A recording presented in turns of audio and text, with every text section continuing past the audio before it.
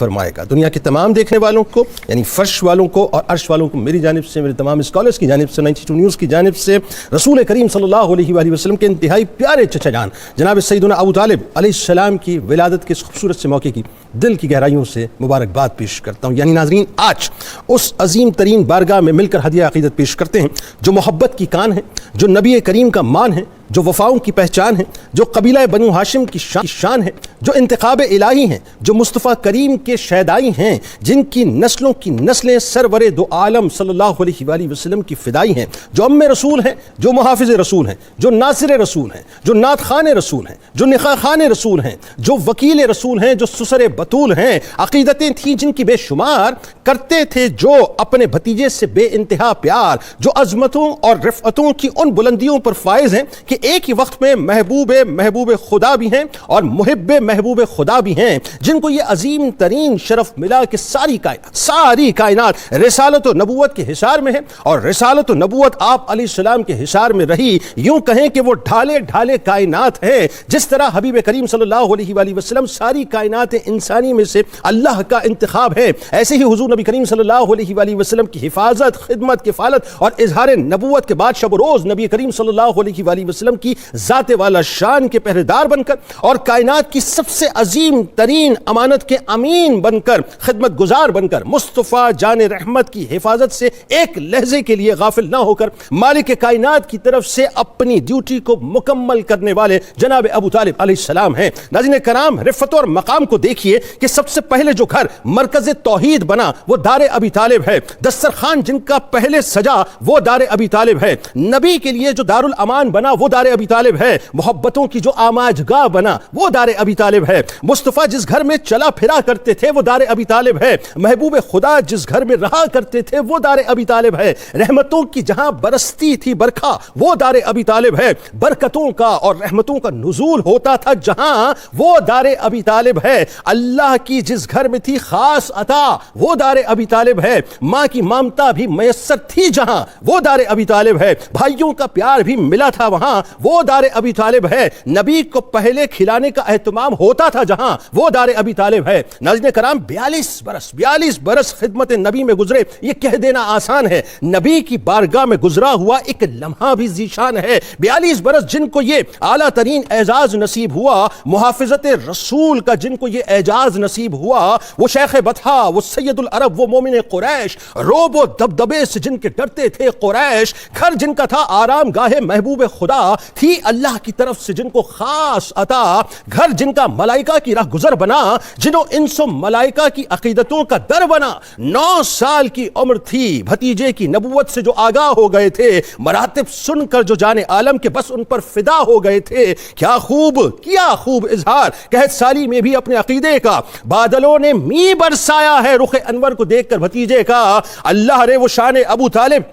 کہ محبوب خدا کے نکاح خواہ ہو گئے، اللہ جس ہستی کا ثنا خواہ ہے اس ہستی کے پہلے ثنا خواہ ہو گئے، نبی سے محبت بھی وہ خوب فرماتے تھے، اپنے ساتھ ہی پیارے بھتیجے کو سلاتے تھے۔ ناظرین کرام، پھر وہ دور آیا کہ جب سرکار دو عالم رسالت کا آغاز فرماتے ہیں تو جناب ابو طالب علیہ السلام کچھ اس طرح فرماتے ہیں، اے بھتیجے، آپ کا جو چیز چاہے کیجئے مگر دشمنوں کی باتوں کا غم نہ کیجئے، خدا کی قسم میں آپ کو ان دشمنوں کے حوالے نہیں کروں گا، ہر مصیبت، ہر تکلیف، ہر پریشانی خود اپنے اوپر سہوں گا، یہ سب مل کر بھی آپ تک نہ پہنچ پائیں گے بخدا جب تک مجھے مٹی میں نہیں ملائیں گے۔ جناب ابو طالب علیہ السلام وہ ہستی ہیں کہ بنو ہاشم و بنو مطلب کی طرف سے عزم مصمم کا اظہار کیا، سرکار دو عالم پر فدائیت و محبت کا کھل کر اقرار کیا کہ خانہ خدا کی قسم تم نے جھوٹ بولا ہے کہ ہم محمد کو چھوڑ دیں گے، یقیناً ان کا دفاع کرتے ہوئے نیزوں اور تیروں کا رخ تمہاری طرف موڑ دیں گے، ہم انہیں تمہارے حوالے کر دیں یہ ممکن ہی نہیں،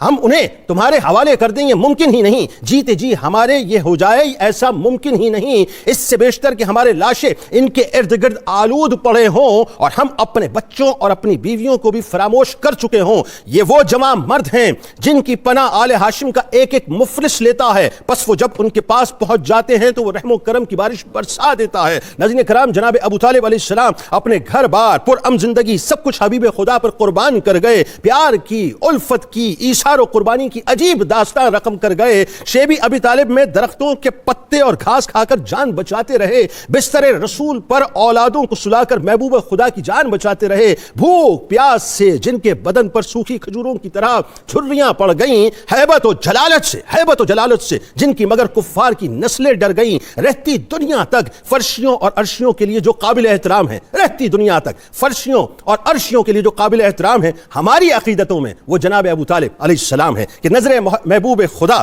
جان ابو طالب ہے, نظر محبوب خدا جان ابو طالب ہے, ساری دنیا پہ یہ احسان ابو طالب ہے. آغاز کرتے ہیں ناظرین, ہمارے ساتھ 3 شخصیات تشریف فرمائیں جو یقیناً کسی تعارف کی محتاج نہیں. پہلی شخصیت مطلع محترم جناب پیر قمر الشکور احمد صاحب تشریف فرمائیں. دوسری شخصیت ممتاز اسکالر جناب ڈاکٹر شبیر احمد جامی صاحب تشریف فرمائیں. تیسری شخصیت ممتاز اسکالر جناب ڈاکٹر سید حامد فاروق بخاری صاحب تشریف فرمائیں. تینوں آپ کو السلام علیکم, خوش آمدید. اور انشاءاللہ ملک معروف شناخت جناب پروفیسر محمد ایوب بھٹی صاحب منقبت کا نذرانہ انشاءاللہ آخر میں پیش کریں گے. پھر صاحب آپ سے آغاز کرتے ہیں, بڑا خوبصورت موقع ہے اور ظاہر ہے ہم تو احسان جناب ابو طالب علیہ السلام اتار ہی نہیں سکتے, پوری کائنات پہ ان کا احسان ہے, خاندانی شان, اور بالخصوص بنو ہاشم میں جو اولادوں میں خاص طور پہ جو آپ کا مقام و مرتبہ ہے. پھر آپ دیکھیے کہ یہ ظاہر ہے ڈیوائن فیصلہ ہے قدرت کی طرف سے کہ اللہ تعالیٰ نے جو آپ کو منتخب کیا اپنے محبوب کی کفالت کے لیے, ان کی کسٹڈی کے لیے, ان کی حفاظت کے لیے. آغاز کیجیے. بسم اللہ الرحمن الرحیم. بہت شکریہ, بہت خوبصورت آپ کا انٹرو, اللہ آپ کو جزا عطا فرمائے. آمین. صبح نور کا اپنے روزے آغاز سے ہی یہ خاصہ رہا ہے الحمدللہ تعالی کہ اللہ اور اس کے رسول صلی اللہ علیہ وآلہ وسلم کی محبت کا پیغام اور حضور سید عالمین صلی اللہ علیہ وآلہ وسلم کے ساتھ محبت رکھنے والی ہر ہستی, خواہ وہ اہل بیت نبوت سے ہو, خاص صحابہ کرام, صحابیات, ازواج مطہرات سے یا اولیاء امت میں سے ہو, ان کا تذکرہ اپنے لیے سعادت سمجھا جاتا ہے. بے شک. اور الحمدللہ آج حضرت ابو طالب علیہ السلام کی ولادت و سعادت کی مناسبت سے آج کی صبح نور کی یہ محفل ہے. اللہ رب العزت نے روز اول انبیاء علیہ السلام سے یہ عہد لیا تھا, وَإِذْ أَخَذَ اللَّهُ مِيثَاقَ النَّبِيِّينَ لَمَا آتَيْتُكُم مِّن كِتَابٍ وَحِكْمَةٍ ثُمَّ جَاءَكُمْ رَسُولٌ مُصَدِّقٌ لِّمَا مَعَكُمْ لَتُؤْمِنُنَّ بِهِ وَلَتَنصُرُنَّهُ. اور یاد کرو جب اللہ نے انبیاء سے یہ عہد لیا کہ اگر تمہارے دور نبوت میں میرا محبوب رسول تشریف لے آئے جو تمہارا بھی مصدق ہو اور جو تم الہامی کلام, الہامی کتب ساتھ لے کر جاؤ اس کا بھی مصدق ہو, تو میرے اس رسول پر ایمان بھی لانا اور ان کے دین کی مدد بھی کرنا. یہ جو آخری آیت پاک کے یہ جو الفاظ ہیں خاص طور پر, یہ اللہ رب العزت نے سعادت حضرت ابو طالب کو عطا فرمائی, جو سردار بطحہ بھی ہیں, ناصر مصطفیٰ صلی اللہ علیہ وآلہ وسلم بھی ہیں, بلکہ خیر الناصرین اگر کہا جائے تو یہ زیادہ موزوں لفظ ہوگا, لقب ہوگا آپ کے لیے, کہ اللہ رب العزت نے دین اسلام کی حفاظت کے لیے حضور نبی رحمت صلی اللہ علیہ وآلہ وسلم کے جو 2 رفیق ہستیاں جو مقرر فرمائیں, حضرت ابو طالب اور حضرت خدیجۃ الکبریٰ سلام اللہ علیہ, جنہوں نے دین اسلام کے لیے اپنا سب کچھ قربان کیا, اور جن کی برکت سے اسلام کے انتہائی ابتدائی ایام جو ہیں وہ اللہ رب العزت نے اپنے پسندیدہ دین کو ابتدا سے ہی وہ شوکت عطا فرمائی. آپ نے خاندانی عظمت کے حوالہ سے بات کی ہے, تو حضرت عبد المطلب جنہیں پورے عرب میں ایک امتیازی شان حاصل تھی کہ آپ سردار بطحہ تھے اور خانہ کعبہ کے خادم خاص ہونے کے سبب سے آپ کو بہت زیادہ بنیادی شان حاصل تھی. حضرت عبد المطلب کی ایک بیوی, ایک خاتون جن سے آپ نے نکاح فرمایا تھا جناب فاطمہ, ان سے اللہ رب العزت نے حضرت عبداللہ اور حضرت ابو طالب یہ 2 صاحبزادے اللہ رب العزت نے آپ کو عطا فرمائے. یعنی باقی بیٹے جو ہیں 8 بیٹے باقی وہ دیگر ازواج سے ہیں, یہ بیٹے حضرت عبداللہ اور حضرت ابو طالب, اور بعض روایات میں حضرت زبیر ابن عبد المطلب کا بھی نام آتا ہے کہ یہ اس بیوی سے تھے. گویا حضرت ابو طالب اور حضرت عبداللہ والد اور والدہ دونوں طرف سے حقیقی بھائی ہیں. سبحان اللہ. اچھا, اب حضور سید عالمین صلی اللہ علیہ وآلہ وسلم کی جو معرفت, جو شان حضرت عبد المطلب کو اللہ رب العزت نے عطا فرمائی تھی, جس کی سب سے بڑی دلیل, بڑی کامن دلیل, بڑی عام سی سمجھی جانے والی دلیل, کوئی مشکل نہیں ہے, کوئی علمی اس میں اشکال نہیں ہے, کہ حضرت عبد المطلب حضور کا نام مبارک محمد صلی اللہ علیہ وآلہ وسلم رکھتے ہیں. اسے قرآن حکیم نے 4 مقامات پر بیان کیا, اور حضور کی مادر گرامی حضرت آمنہ سلام اللہ علیہ حضور کا نام مبارک احمد رکھتی ہیں, جسے قرآن حکیم نے سورہ صف کی آیت نمبر 6 میں بیان کیا. یعنی یہ دونوں نام مبارک ہمیں اس بات کی خبر دیتے ہیں کہ یہ ہستیاں حضور علیہ السلام کی شان سے, حضور کی پیغمبرانہ عظمت سے واقف تھیں. اب حضرت عبد المطلب نے حضرت ابو طالب کو ابتدا سے ہی اس کام میں ساتھ رکھا, کیونکہ حضرت عبداللہ بارگاہ رب العزت میں حاضر ہو چکے تھے، تو حضرت ابو طالب کو حضور کی تشریف آوری کے وقت سے ہی حضرت عبد المطلب نے ساتھ رکھا۔ مثلا جب 100 اونٹ ذبح کیے تو حضرت ابو طالب سے کہا انتظام کرو، سارے اونٹ ان کا صدقہ کرو، کھانا کھلاؤ، یہ کرو۔ اس طرح سے گویا آغاز ہی سے حضرت ابو طالب پر حضرت عبد المطلب نے اپنے ساتھ ساتھ ذمہ داری ڈالی کہ حضور سید عالمین صلی اللہ علیہ وآلہ وسلم کی شان کیا ہے، ان کا مقام کیا ہے، ان کی عظمت کیا ہے، اور ہم نے ان کا خیال کیسے رکھنا ہے۔ یعنی اس کا مطلب میں جو آپ کی بات سے سمجھ رہا ہوں کہ بنو ہاشم میں اور بالخصوص جناب عبد المطلب علیہ السلام کی اولادوں میں ایک خاص مقام و مرتبہ بلا شبہ آپ کو حاصل تھا۔ اور یہی پھر جب آپ سیرت ابن اسحاق میں وہ پوری وصیت موجود ہے جو حضرت عبد المطلب نے اپنے وصال کے وقت حضرت ابو طالب سے فرمائی، جس میں حضور کی آنے والی ساری شان کو کھول کھول کر بیان کیا ہے کہ کچھ حصہ اس کا بتائیے ذرا۔ کتنی عظمت والے ہیں، کتنی شان والے ہیں۔ حضرت عبد المطلب فرماتے ہیں ان قریب میرا یہ بیٹا جو ہے اسے ہل و حرم سب پہچانے گا، یعنی جہاں جہاں کعبہ مانا جائے گا وہاں وہاں میرے محمد کا تذکرہ ہوگا۔ یعنی یہ وصیت کے اس طرح آپ انہیں معرفت، یعنی وہاں کعبے کو جو ہے وہ اپنا پہچانا جائے گا، بالکل اس طرح سے ان کی وہ ساتھ لے کر چلتے ہیں۔ حضرت یہ انتخاب ہوتا ہے اللہ رب العزت کی طرف سے، حسن انتخاب ہے کائنات میں سے کس کو وہ پسند فرماتا ہے۔ اب حضرت عبد المطلب کے وصال کا جب وقت آتا ہے تو آپ نے حرم میں، صحن حرم میں اپنے سب بیٹوں کو بٹھایا اور حضور کو بلا کر فرمایا اگر میں کسی طویل سفر پر جا رہا ہوں،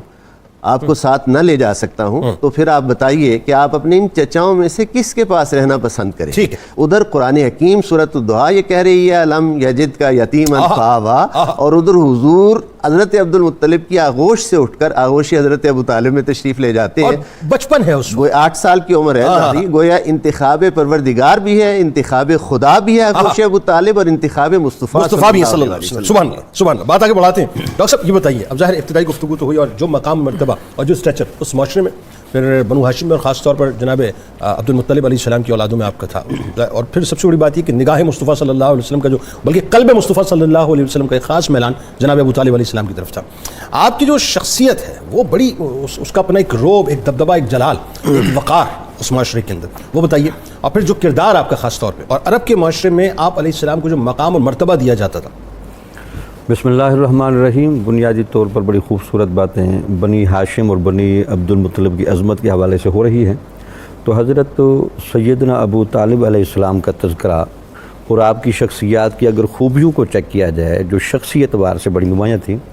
ایک تو یہ تھی کہ خانہ کعبہ کی تولیت اور متولی ہونے کا جو رنگ اور ڈھنگ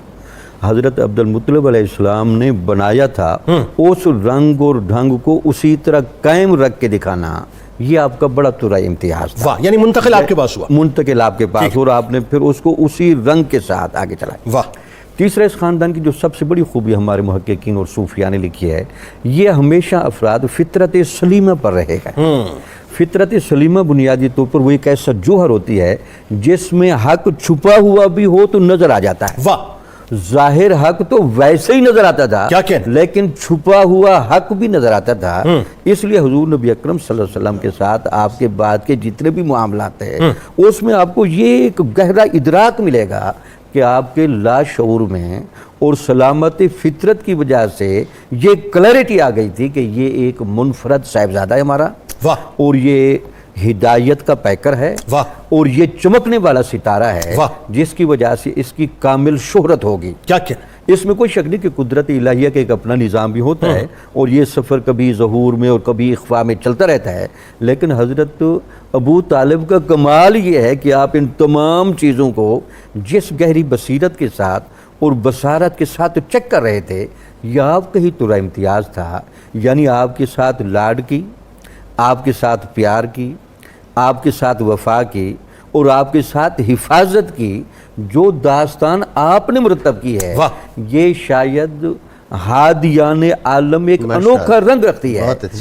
ہدایت کسے کہتے ہیں،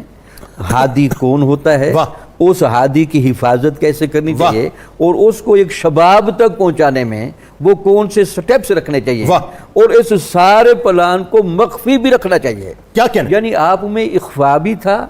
इजहार भी था, सुभान अल्लाह, हिकमत अमली भी थी, सुभान अल्लाह, तवाजुन भी था, सुभान अल्लाह। और अरब का सरदार होने का एक अनोखापन भी था। वाह। अच्छा एक बात जरा बताइए, आपने फितरत सलीमा की बात की तो मैं भी सोच रहा था कि डिवाइन फैसला देखें कैसा कि चूंकि बुत शिकन का कस्टोडियन बनना था, इसलिए कोई रिवायत ऐसी नहीं मिलती, कोई रिवायत ऐसी नहीं मिलती कि आपने कहीं किसी बुत के आगे सर झुकाया हो। ये कैसी कमाल बात है कि अल्लाह ताला ने चुना जनाब अबू तालिब अलैहिस्सलाम को तो फितरत सलीमा के साथ चुना। बिल्कुल ठीक है, ऐलान नबूवत से पहले भी ये मामला कहीं। बिल्कुल ठीक है। बल्कि उसके बाद हजूर नबी अकरम सल्लल्लाहु अलैहि वसल्लम के कुछ वाक़यात ज़रा मैं यहाँ इशारा करूँ। आप सल्लल्लाहु अलैहि वसल्लम की उम्र जब अभी छोटी थी तो आपके यहाँ भी कुछ ऐसे मामूलात थे जो आप तो वैसे सैयदुल मुरसलीन थे का जब रंग था, लेकिन आप जब कपड़े बदलने लगते तो हज़रत अबू तालिब का ये आर्डर था कि इनको ज़रा तन्हाई में ले जाए। तो इसका मतलब ये था कि अभी हालांकि वो शरीफ पाबंदियाँ शुरू नहीं हुई, लेकिन एहतमाम में इतनी पाकीज़गी और इतनी नज़ाकत और इतनी सुथराई का ले आना, ये फितरत सलीमा की कितनी गहरी कमाल करता है कि ये लोग सिर्फ इबादत के मामलात में किसी गैर की तरफ मुतवज्जे नहीं हुए, बल्कि तहारत और तकवा के वो मेयारात जो किसी आइडियल बंदे में होने चाहिए वो भी सारे के सारे यहाँ मौजूद। ठीक है, बात आगे बढ़ाते हैं। डॉक्टर साहब मैं चाहूँगा कुछ और अरब के माशरे में ख़ास तौर पर जो आपका स्ट्रेचर था, जो आपका मकाम मर्तबा था, इसमें थोड़ा आपका भी इनपुट आना चाहिए, लेकिन साथ साथ आप ये भी बताइए कि जनाब अबू तालिब अलैहिस्सलाम से मवद्दत और ख़ास तौर पे आप अलैहिस्सलाम की निगाह में सरकार मदीना सल्लल्लाहु अलैहि वसल्लम का मकाम और मर्तबा और उनकी अज़मत। बिस्मिल्लाहिर्रहमानिर्रहीम। क़िबला आज हम उस हस्ती का तज़किरा कर रहे हैं कि जिसे अल्लाह रब्बुल इज़्ज़त ने भतीजा अता फरमाया तो वो सैयदुल अंबिया हैं, बेटा अता फरमाया तो वो सैयदुल औलिया हैं, बहू अता फरमाई है तो वो सैयदतु निसाइल आलमीन है, और पोते अता फरमाए हैं तो वो सैयदा शबाब अहलिल जन्नह। सुभान अल्लाह, ये तो सरदारों का घर है और ये खुद भी सरदार हैं। आज उनका यौम विलादत है। अल्लाह रब्बुल इज़्ज़त की बारगाह में दुआ है कि सारी उम्मत को उनके सदक़े खैर अता फरमाए। जनाब गुजारिश ये है कि अलम यजिद का यतीमन फ़ावा, यह आयत मुबारका के ज़िमन में बहुत सारे मुफस्सिरीन ने यह बात लिखी है कि इसमें तज़किरा हज़रत सैयदना अबू तालिब अलैहिस्सलाम का है। मैं दो जुमले इमाम इब्न कसीर के अर्ज़ करना चाहता हूँ। वो इसकी रिवायत में ये लिखते हैं, तफसीर में ये लिखते हैं कि इसमें अल्लाह रब्बुल इज़्ज़त ने ये इरशाद फरमाया फ़कफ़लहु अम्मुहु अबू तालिब, कि रसूल अकरम सल्लल्लाहु अलैहि वसल्लम के कफ़ील जो हैं वो आपके ताया हज़रत सैयदना अबू तालिब, हम अमूमन चचा कहते हैं लेकिन रिश्ते में क्योंकि वो बड़े थे और वो वाकई बड़े थे, बहुत बड़े हैं। फ़कफ़लहु अम्मुहु अबू तालिब, तो उन्होंने इनकी कफ़ालत फरमाई है। और फिर वो चार चीज़ें ख़ास तौर पर यहाँ जिक्र करते हैं कि सिर्फ ये नहीं कि घर ले गए और फिर गाफिल हो गए, नहीं, सुम्मा लम यज़ल यहूतुहु व यंसुरुहु व यरफ़उ मिन क़द्रिही व युवक्किरुहु, फिर हर वक्त वो रसूल अकरम सल्लल्लाहु अलैहि वसल्लम का तवाफ़ किया करते थे, हर वक्त आपके इर्द गिर्द रहते थे, रसूल अकरम का इहाता करके रखते थे, व यंसुरुहु, और आपकी नुसरत करते थे, आपकी मदद करते थे, वह यरफ़उ मिन क़द्रिही, और रसूल अकरम को जो कदर अल्लाह ने अता फरमाई थी उसकी हिफाजत भी फरमाते थे, उसकी रिफत के लिए काम किया करते थे, वह युवक्किरुहु, और आपकी तौकीर का हक अदा करते थे। कुरान ने यही तकादा किया है जिनके दिलों में मोहब्बत होती है। और आगे इरशाद फरमाते हैं कि इन सारी चीजों के बाद वह यकुफ़्फ़ु अन्हु अज़ा कौमिही, और हर वक्त अपनी कौम की अज़ियत से अपने भतीजे को, अपने महबूब को बचा कर रखा करते थे। अलम यजिद का यतीमन फ़ावा, इस आयत मुबारका के ज़ैल में ये सारी तफसीर हमें नजर आती हैं। दूसरी बात यह है कि जब वो घर ले गए और आपने जो इंट्रो, बड़ा खूबसूरत माशाल्लाह आपने इंट्रो दिया और सारी चीजों का इहाता आपने कर दिया, अल्लाह रब्बुल इज़्ज़त आप पे भी बरकतों का नज़ूल फरमाए। जब वो दस्तरखान लगा करता था, और कोई सीरत की किताब इन जुमलों से खाली नहीं है, चाहे वो अहदे हाज़िर के सीरत निगार हों या मुतक़द्दिमीन सीरत निगार हों, कि जब वो दस्तरखान लगता था और उस घर में ये माहौल हो जाता था, वकाना युहिब्बुहु हुब्बन शदीदा ला युहिब्बु वलदहु, और इतनी शदीद रसूल अकरम से मोहब्बत करते थे उतनी अपने बच्चों से भी मोहब्बत करते थे। उससे बढ़कर मौला कायनात शेर खुदा अली मुर्तज़ा के वालिद गिरामी रसूल अकरम की ज़ात से इतनी मोहब्बत फरमाया करते थे। और फिर दूसरा ये मंजर नजर आता है और इसमें मोहब्बत की इंतहा है। चलें, खाना तो हो गया, दस्तरखान तो हो गया, जरा ये देखिए, वकाना ला यनामु इल्ला इला जंबिही, रसूल अकरम आराम ही नहीं फरमाया करते थे जब तक पहलू अबू तालिब का मुयस्सर नहीं आया। हज़रत अबू तालिब के पहलू में सोया करते थे। वकाना यखुस्सुहु बित्ताम, और उनके लिए खाने का खास एहतमाम किया जाता था। और मेरे रब ने क्योंकि बरकतों वाला बना के भेजा था, और ये जुमला मैं अर्ज ये करना चाहता हूं कि देखिए, जाहिरी तौर पे तो वो कफील हैं रसूल अकरम के, लेकिन हकीकत ये है कि अल्लाह रब्बुल इज़्ज़त ने हजरत अबू तालिब को नहीं बनाया रसूल अकरम को पालने के लिए, बल्कि रसूल अकरम को भेजा है कि उनकी बरकत से अबू तालिब को पाला है, उनके दस्तरखान में इजाफा हुआ है, उनके रिज्क में बरकतें हुई हैं। और वो मंजर ये बयान करते हैं सीरत निगार, काना इज़ा अकला इयाल अबी तालिब जमीअन औ फुरादा लम यशबाऊ, जब भी हजरत अबू तालिब की औलाद बैठती दस्तरखान पे, चाहे कोई एक बेटा बैठता, बेटी बैठती या سارے بیٹھتے اور رسول اکرم درمیان میں موجود نہ ہوتے، جتنا بھی کھانا ہوتا لم یشبع، اس میں برکت نہیں ہوتی تھی اور پیٹ نہیں بھرتا تھا، وہ سیر نہیں ہوتے تھے۔ اور جب رسول اکرم تشریف فرما ہوتے، اذا اکل معہم رسول اللہ صلی اللہ علیہ وسلم شبعوا، اور جب رسول اکرم تشریف فرما ہوتے پانی کا ایک گھونٹ بھی ہوتا، ایک کھجور بھی ہوتی، میرا رب ان کے پیٹ کو شفا بھی عطا فرماتا، سیر بھی کر دیتا، برکتیں بھی عطا فرما دیتا، اور منظر یہ بن جاتا فکان اذا اراد ان یغذیہم، کہ جب دسترخوان لگ گیا ہے، جناب ابو طالب اپنی مسند پہ تشریف فرما ہو گئے ہیں، اور اس کے ضمن میں یہ جملہ عرض کرنا چاہتا ہوں، ایک خاص مسند ان کے گھر میں ہوتی تھی جو صرف حضرت سیدنا ابو طالب علیہ السلام کے لیے تھی، آپ کے علاوہ کوئی آپ کے گھر میں سے نہیں بیٹھ سکتا تھا، لیکن سرور کائنات تشریف لاتے تو اسی مسند پہ تشریف فرما ہو جاتا، خود بٹھایا کرتے تھے، اور جب انہیں عرض کیا جاتا یہ تو سردار مکہ کی مسند ہے، آپ کیوں تشریف فرما ہوتے ہیں، تو جناب ابو طالب ارشاد فرماتے انہیں نہ روکیے، اللہ نے تو انہیں مبارک بنا کے بھیجا، انہی کی وجہ سے تو یہ مسند بھی اللہ نے مجھے عطا فرمائی ہے، اور آپ کا سارا خاندان آ جاتا، رسول اکرم تشریف فرمانا ہوتے تو ایک جملہ بولتے، کہتے کما انتم حتی یحضر ابنی، آپ نے اپنی جگہ بیٹھے رہو، نہ کوئی لقمہ توڑے گا، نہ پانی کا گھونٹ پیے گا، یہاں تک کہ میرا بیٹا آ جائے، حتی یحضر ابنی فیاتی رسول اللہ صلی اللہ علیہ وسلم، پھر رسول اکرم تشریف فرما ہوتے، فیاکل معہم، ان کے ساتھ کھانا کھاتے، وکانوا یفضلون من طعامہم، اور آپ نے اپنے سارے خاندان کی یہ تربیت کی تھی کہ رسول اکرم کے کھانے سے وہ سارے تبرک بھی حاصل کیا کرتے۔ کیا کہنے، میں چونکہ اسی ربط میں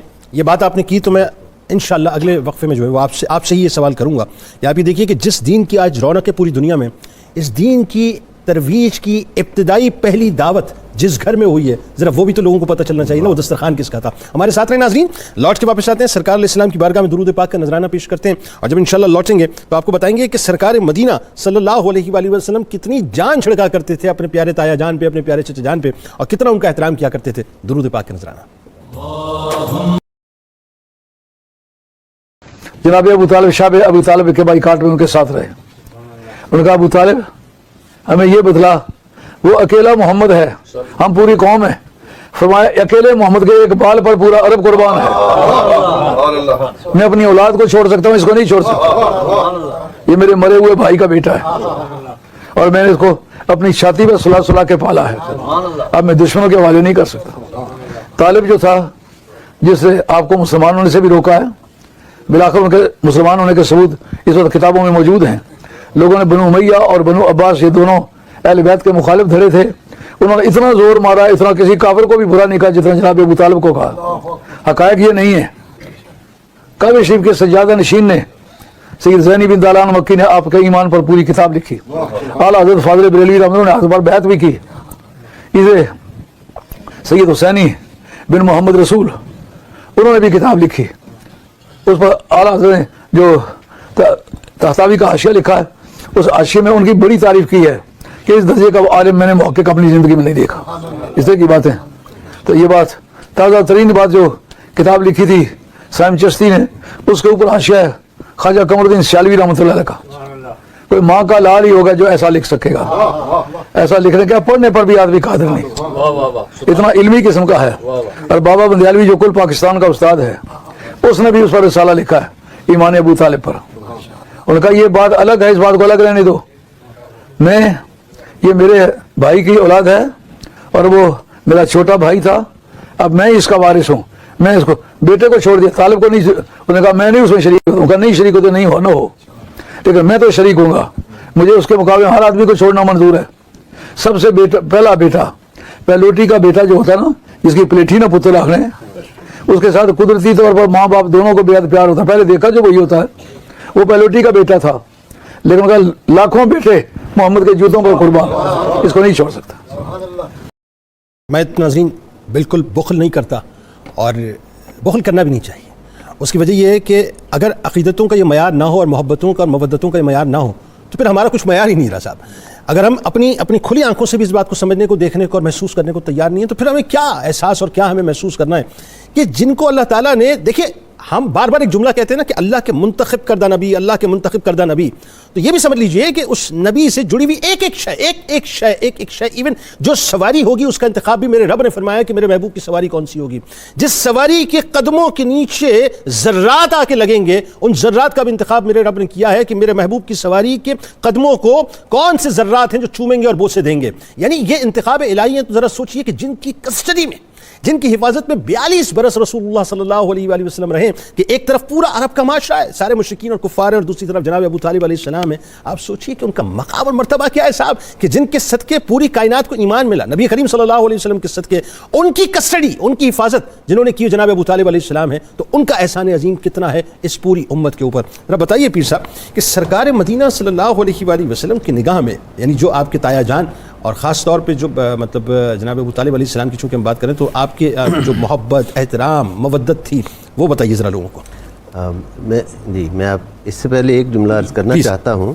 کہ ایک ہی خاندان ہے, 2 افراد ہیں, ایک کی مدحت ہو رہی ہے, ایک کی مذمت ہو رہی ہے. حضرت ابو طالب کی مدحت ہو رہی ہے سورۃ الضحیٰ میں, الم یجد کا یتیمن فآویٰ. جب ہم نے آپ کو در یتیم بنا کر بھیجا تو اپنی آغوش رحمت میں جگہ دی,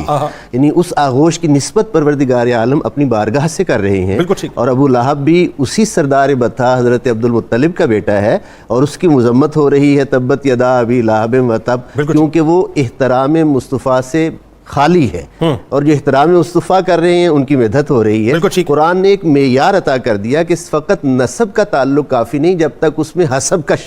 وہ بھی شامل نہ ہو. گویا حضور کا ادب احترام جو کرے گا, اولاد عبد المطلب ہو, اولاد بنو ہاشم ہو, جو ان کا احترام کرے گا, آقا کی عظمت کو پہچانے گا, وہ اللہ رب العزت کو پسند ہے. اب جب حضور سید عالمین صلی اللہ علیہ وآلہ وسلم کی نگاہ میں احترام کے تو بہت سے واقعات ہیں. میں ایک اسلام کی اشاعت کے حوالہ سے ایک چھوٹا سا واقعہ عرض کرتا ہوں کہ جب حضرت ابو طالب کا سرکار بطھا کا وصال ہو گیا تو اس کے بعد کفار کے جو تھے وہ جھجک اتر گئی, اور وہ اس طرح جرت کے ساتھ آتے تھے جس کی انہیں اس سے پہلے کبھی جرت نہیں تھی. یہ حضور علیہ السلام کے اپنے ارشادات ہیں اس حوالے سے. مثلا حرم کعبہ میں بہت مشہور واقعہ, حرم کعبہ میں حضور مصروف عبادت ہیں, عقبہ بن ابی معیط اور ابو جہل اور وہ چند شریر لوگ جمع ہوئے, انہوں نے ایک ناپاک جسارت کی کہ ایک غلاظت اونٹ کی اوٹ جو ہے وہ پشت پر آ کر رکھی حالت سجدہ میں. سیدہ کائنات کو پتہ چلا تو آپ آئیں اور آ کر اس غلاظت کو بھی ہٹایا, گھر لے جا کر حضور کا لباس دھویا. اب میرے آقا صلی اللہ علیہ وآلہ وسلم کیا, آپ نے پوچھا احترام, حضور کیا فرما رہے ہیں؟ حضور فرماتے ہیں جب تک میرے شفیق چچا حیات تھے اس وقت تک ان کی یہ جرت نہیں,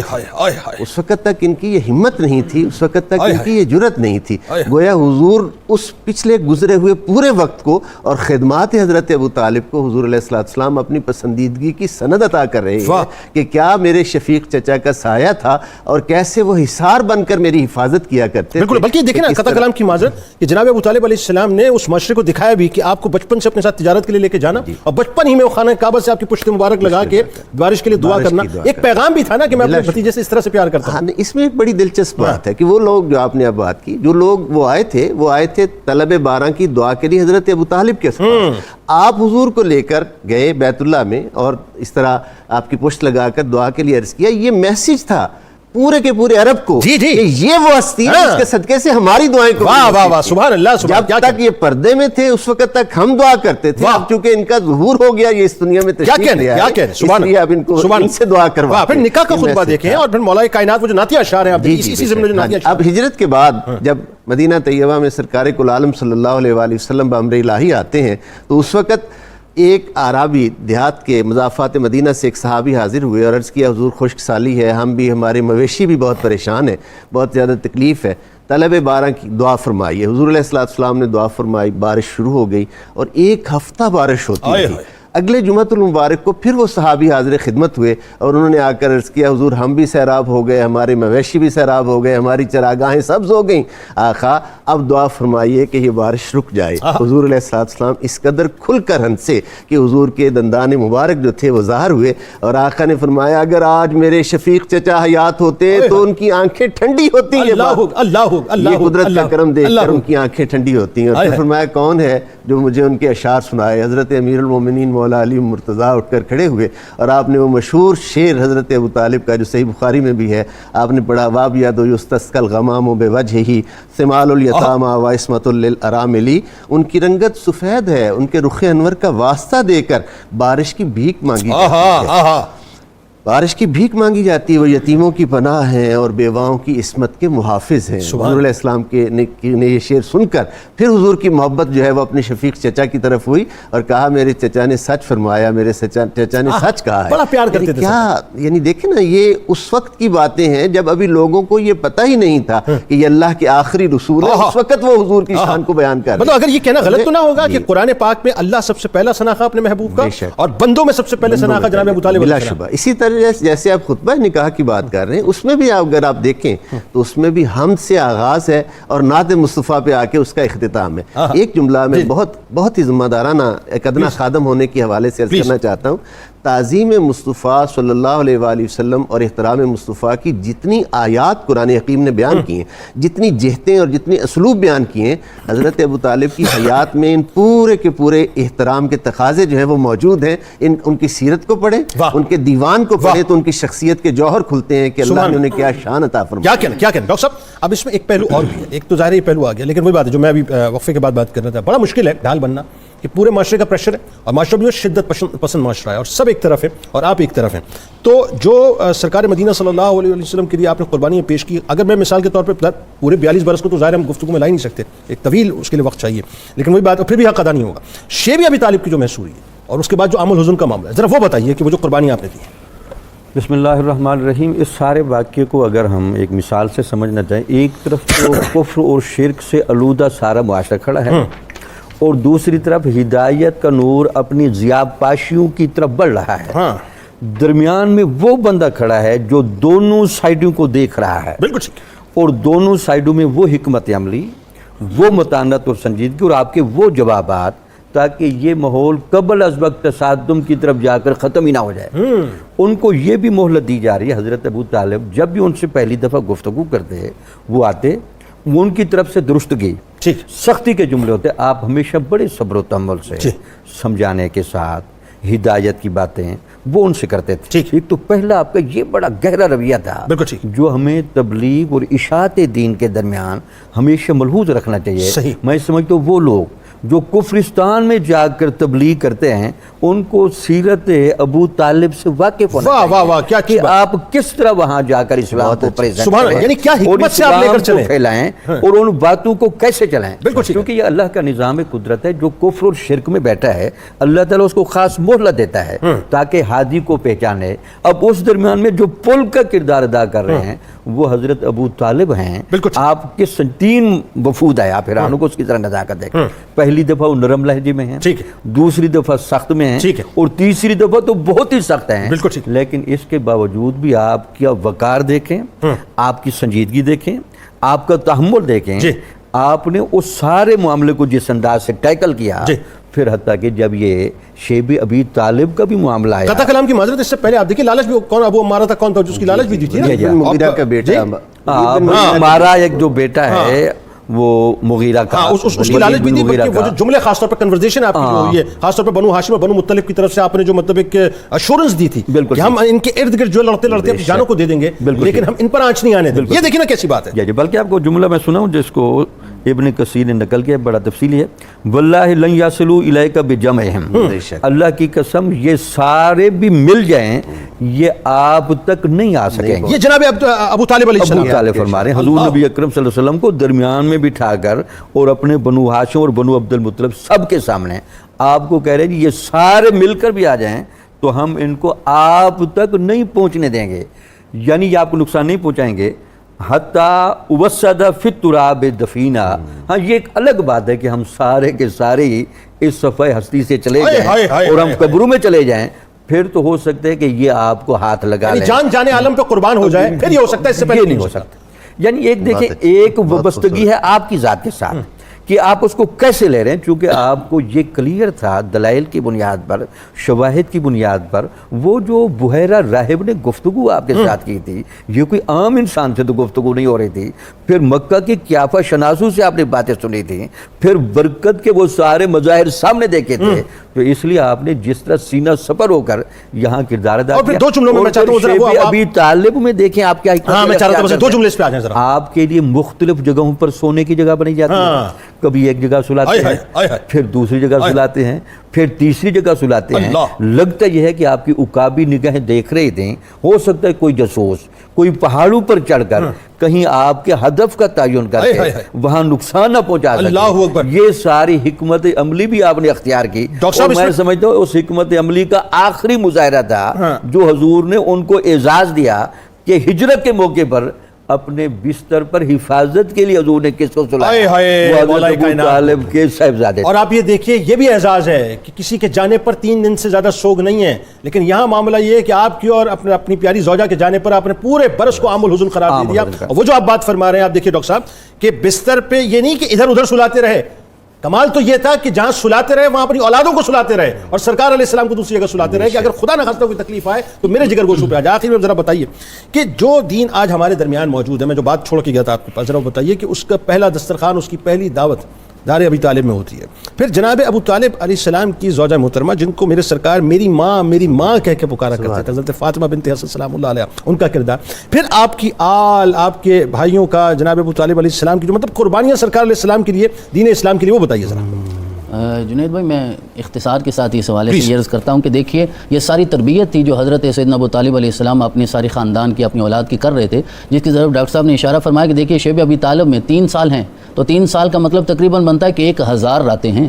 1 سال کی 365 راتیں ہیں اور 3 سال کی تقریباً 1000 راتیں. 1000 رات تربیت دی ہے شب ہجرت کے لیے کہ علی وہاں سونا ہوگا. کیا سبحان اللہ، کیا 1000 رات کی تربیت ہے. اور دیکھیے نا کہ وہ پہلی دعوت جس کی طرف آپ نے اشارہ کیا، توحید کی پہلی دعوت کا آغاز اسی گھر سے ہوتا ہے، پھر وہ سلسلہ آگے بڑھتا ہی چلا جاتا ہے. پھر پیچھے پلٹ کے نہیں دیکھا اور کہا مکے والوں یاد رکھو کذبتم وبیت اللہ نبذی محمدا ولما نطعن دونہ وننادلی، جس کی طرف ڈاکٹر صاحب نے بھی اشارہ کیا کہ ذرا دیکھیے مکے والوں تم جھوٹ بولتے ہو، ہم محمد رسول اللہ کو چھوڑ دیں گے، اس کے بدلے کوئی اور لے لیں اور انہیں چھوڑ دیں، ایسا نہیں ہوگا. وہ نسلمہ حتی نسرہ حولہ، ہماری تو قبریں بھی ان کی حفاظت میں بنیں گی، ہم تو ان کے ارد گرد قربان ہو جائیں گے لیکن ان تک تمہیں نہیں پہنچنے دیں گے. وَنَزْحَلَ عَنْ أَبْنَائِنَا وَالْحَلَائِلِ، میرے سارے بیٹے قربان ہو جائیں گے. وَنَزْحَلَ عَنْ أَبْنَائِنَا، سارے بیٹے قربان ہو جائیں گے. اور بیٹا کون ہے علی، وہ بھی قربان ہو گئے. بیٹا کون ہے جعفر، وہ بھی قربان ہو گئے. بیٹا کون ہے عقیل، وہ بھی قربان ہو گئے. بیٹا کون ہے مسلم بن عقیل، وہ بھی قربان ہو گئے. بیٹا کون ہے حسن، وہ بھی قربان ہو گئے. بیٹا کون ہے حسین، وہ بھی قربان ہو گئے. تو وہ جو سفر وہاں سے شروع ہوا تھا